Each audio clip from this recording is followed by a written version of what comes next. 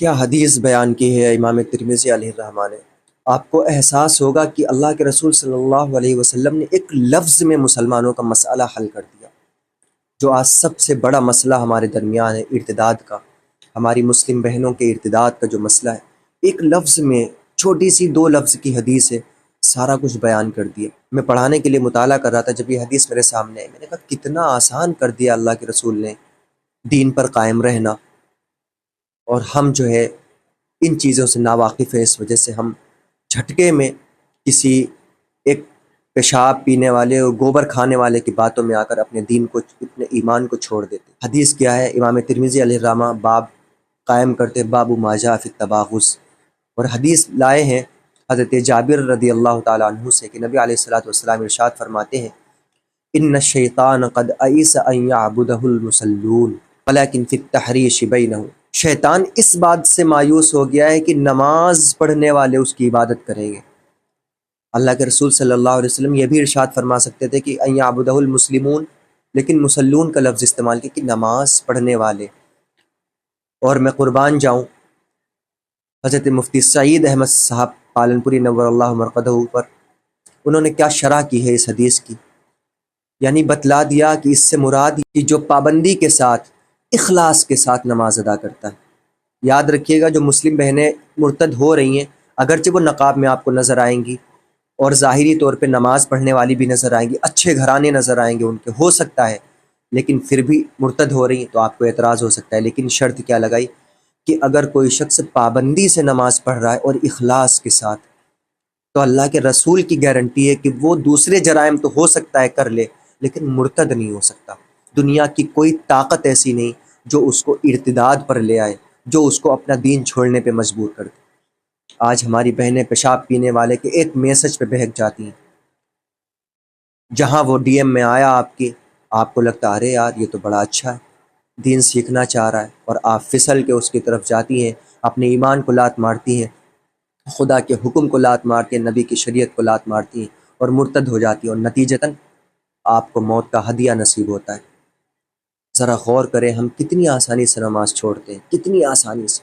ہمارے مسجدوں کا حال یہ بتاتا ہے کہ ہمارے ساتھ یہ کیوں ہو رہا، فلسطین میں کیوں ہو رہا، غزہ میں کیوں ہو رہا، ہمارے ملک میں مسلمانوں کے ساتھ یہ حالات کیوں پیش آتے ہیں۔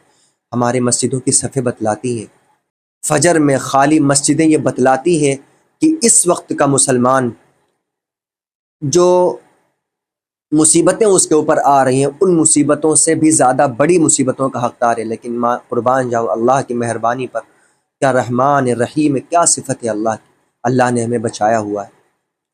خود ہمارے دشمنوں کا یہ کہنا ہے کہ ایسی پلاننگ کی جا رہی ہے مسلمانوں کے خلاف کہ اب تک تو ان کو کلی طور پہ مٹا دیا گیا ہوتا، لیکن یہ اللہ کا فضل ہے کہ ہم آج بھی باقی ہیں اور قیامت تک انشاءاللہ باقی رہیں گے، لیکن اس کے لیے ہمیں اپنے اعمال درست کرنے پڑیں گے۔ اللہ نے کہا نا ان اللہ لا یغیر ما بقوم حتی یغیروا ما بانفسہم، کہ جب تک آپ اپنی حالت کے سدھار کی فکر نہیں کریں گے اللہ کو کوئی پرواہ نہیں پڑی۔ نماز کیا چیز ہے بھائی، اللہ کے رسول اپنے آخری وقت میں صحابہ کے کاندھوں پہ ہاتھ رکھ کر کے، بخاری کی حدیث ہے، اس طرح آتے تھے کہ زمین پر آپ کے پیروں سے نشان بنتے ہوئے جایا کرتے، یعنی آپ میں چلنے کی سکت نہیں ہوتی تھی، لیکن آپ جماعت نہیں چھوڑتے تھے۔ ذرا اندازہ کیجئے کہ نماز کی بات نہیں کر رہا ہوں، نماز تو کسی حالت میں جنگ ہو، موت واقع ہو رہی ہو، اشارے سے نماز پڑھ سکتے، پڑھنی ہے، آپ نے جماعت نہیں چھوڑی ہے۔ کیا اتنی سخت وعید اللہ کے رسول کے لیے تھی کہ آپ جماعت نہیں چھوڑ سکتے؟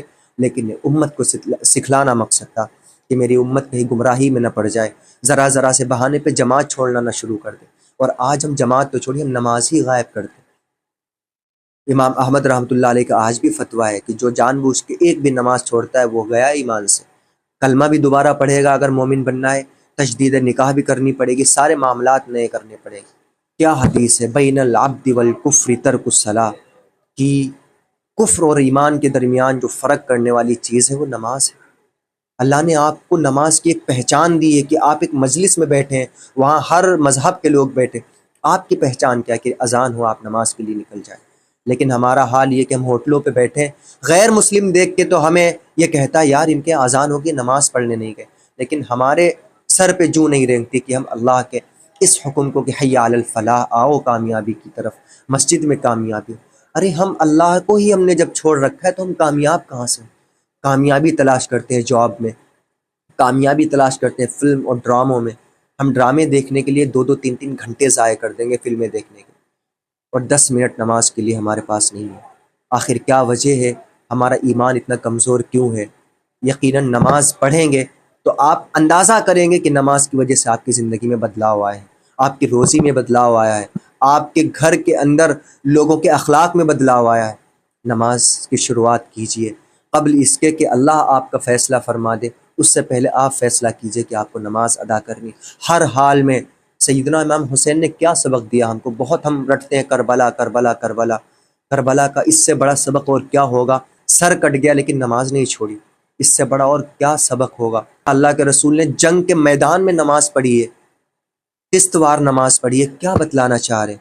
کہ نماز معاف نہیں ہے، اشارے سے پڑھ سکتے ہیں، اشارے سے پڑھنا ہے، مرتے وقت بھی اگر اس حالت میں ہیں آپ تو نماز ادا کرنی۔ ہم کتنی ڈھٹائی سے نماز چھوڑتے ہیں۔ یاد رکھیے گا، نماز ایمان کے ساتھ اللہ نے نماز کو ہر جگہ جوڑا ہے قرآن میں، اکثر جگہوں پہ۔ الذین یؤمنون بالغیب ویقیمون الصلاۃ، کیا فرمایا؟ والذین هم علی صلواتہم یحافظون، ہر جگہ نماز نماز نماز نماز۔ اللہ کے رسول نے وصیت کی نماز نہیں چھوڑنی۔ ہم کتنی ڈھٹائی سے نماز چھوڑتے ہیں، فرق ہی نہیں ہے۔ ٹھیک ہے بھائی، غیر مسلم اور ہم میں کوئی فائدہ نہیں، داڑھی ہمارے چہرے پہ نہیں، لباس ہمارا یہودیوں کا، سر پہ ٹوپی ہمارے نہیں، نماز ہم نہیں پڑھتے، ظاہری اعتبار سے کوئی فرق نہیں۔ آپ کو کوئی سلام کرنا چاہے کیسے سلام کرے گا؟ ہمیں اپنے آپ پر فکر کرنی چاہیے، اپنی اولاد کی تربیت کی فکر کرنی چاہیے۔ اگر ہم نماز نہیں پڑھیں گے تو یاد رکھیے گا آپ کی اولاد نماز نہیں پڑھے گی، وہ تو الگ مسئلہ ہے، آپ کی عزت کبھی نہیں کرے گی۔ آپ کا بڑھاپا بہت خطرناک ہونے والا ہے۔ جوانوں، اس لیے کہتا ہوں نماز نہ چھوڑو۔ دنیا اللہ نے کمانے کے لیے اجازت دی ہے، ضرورت کے بقدر کمائیں، لیکن فرسٹ آف آل جو ہے وہ اللہ کی عبادت ہے، اللہ کی عبدیت ہے، اس کو آپ کو ضرور بجا لانا ہے۔ چاہے کتنی بھی مشکلیں ہوں، آپ سفر میں ہوں، حضر میں ہوں، نماز نہیں چھوڑنی۔ وعدہ کیجئے اپنے آپ سے اور اللہ سے وعدہ کیجئے کہ آج کے بعد نماز نہیں چھوڑیں گے، چاہے سفر میں ہو چاہے حضر میں، حتیٰ کہ موت آ جائے لیکن نماز نہیں چھوڑنی ہے۔ جو نماز اللہ کو مطلوب ہے وہ نماز ہم ادا کریں، اور ہم اپنی مرضی سے نماز پڑھنے سے باز آ جائیں کہ ہمیں یہ آسان لگ رہی تو ہم نے یہ پڑھ لی، فجر کی مشکل ہے تو سوتے رہو۔